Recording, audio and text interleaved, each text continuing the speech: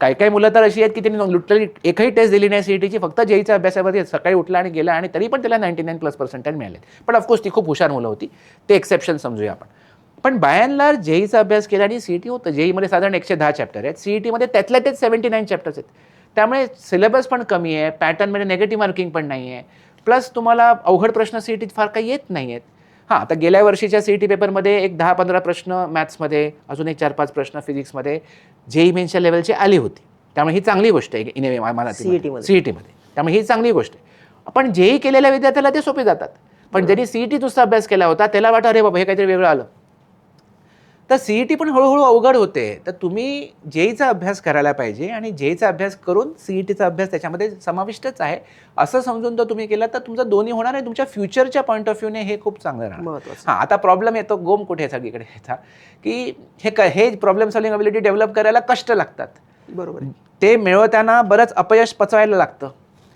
लगेच तुमची problem solving ability काही स्मूथ राईड नाही, इट्स अ रफ राईड. तुम्ही ट्राय केलं नाही झालं, परत ट्राय केलं नाही झालं. हे पहिले काही महिन्यांची साधना आहे, काही महिन्यांची तपश्चर्या 11वीच्या वेळेला. पहिले 6, 7, 8 महिने जरा कष्ट करावे लागतात. बऱ्याच वेळेला आपल्याला प्रयत्न करावा लागतो, आपण पडतो, परत उभं राहावं लागतं. म्हणजे ही एक रेझिलियन्स लागते, इमोशनल रेझिलियन्स लागते. पण मग ते जर इमोशनल रेझिलियन्स नसेल, आपल्याला म्हणजे सगळं स्मूथ पाहिजे आहे, मग मुलं बरेच वेळा ती गिवअप करतात. आम्हाला सगळं सोपं पाहिजे, मला हे जे अवघड आहे, मग आम्ही काहीतरी सोपा मार्ग घेतो. पण सोपा मार्ग घेऊन तुम्ही शॉर्ट टर्म प्रॉब्लेम सॉल्व्ह करताय, मग लॉंग टर्म प्रॉब्लेम बाय करताय. बरोबर. आणि मग तो लॉंग टर्म प्रॉब्लेम बेरोजगारीचा आहे.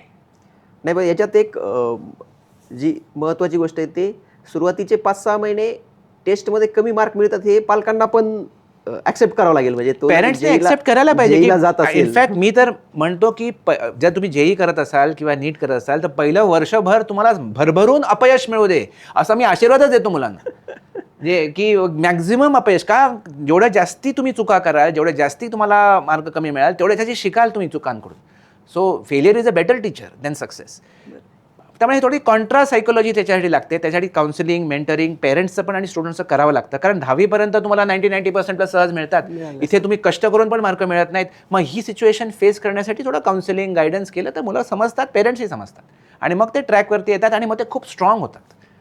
म्हणजे हे खूप महत्त्वाचं आहे. आजच्या तारखेला मला वाटतं हे आपण ऐकतो डिप्रेशन, एन्झायटी खूप जास्ती, की आपण विद्यार्थ्याला अपयश पचवायला शिकवायला पाहिजे. बरोबर आहे. नुसतं यश यश यश मिळत राहायचं सगळीकडे, नॉट राईट. अपयश म्हणजे जसं आपण म्हणतो आपण जे जेवतो त्याच्यामध्ये पण काही कडू पाहिजे, म्हणजे काही कालीची भाजी पण पाहिजे, त्याला पण महत्त्व आहे. अपयश यशाची पहिली पायरी आहे. लॉंग टर्म सक्सेसची पहिली पायरी इज काही सम फेलियर्स. शॉर्ट टर्म सक्सेस पाहिजे तर सक्सेसच मिळत राहणार. त्यामुळे आपण लॉंग टर्म सक्सेससाठी बोलतो हे सगळं करिअर वगैरे, तर त्याच्यासाठी विद्यार्थ्याला इमोशनली रेझिलियंट बनवणं पण गरजेचं आहे. नुसतं मॅथ्स, फिजिक्स, केमिस्ट्री शिकवणं काही सफिशियंट नाही आहे. तर त्या पॉईंट ऑफ व्ह्यूने मला असं वाटतं की विद्यार्थ्यांनी जेईचा अभ्यास करावा, त्याच्यानी सीईटी तर होऊन जातं आणि कष्ट घ्यावे. हां, आता जर तुम्ही प्रयत्न करून पण होतच नाही आहे, 7 महिने झाले, 8 महिने झाले, वर्षभर झाला, जेईमध्ये काहीच प्रोग्रेस होत नाही आहे, खूप डिफिकल्ट जात आहे, ठीक आहे. मग अशा विद्यार्थ्यांनी जर सीईटीच्या मार्गाला शिफ्ट झालं आणि मग सीईटी करत राहिलं तरी हरकत नाही. पण त्या वर्षभराच्या स्ट्रगलमुळे पण त्याच्यामध्ये ग्रोथ झालेली असणार आहे. बरोबर आहे, कारण शेवटी तरी प्रयत्न झालेले असणार आहे. येस, ते प्रयत्न तरी केलेले आहेत. सोशल मीडियाच्या भाऊ गर्दीत विश्वासार्हतेने चकाकणारे नाव म्हणजे लेट्सअप मराठी.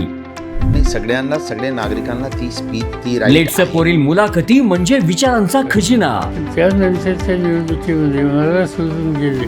बातम्या केवळ वस्तुस्थिती सांगणाऱ्या, न प्रोपगंडा, फक्त जनतेचा अजेंडा.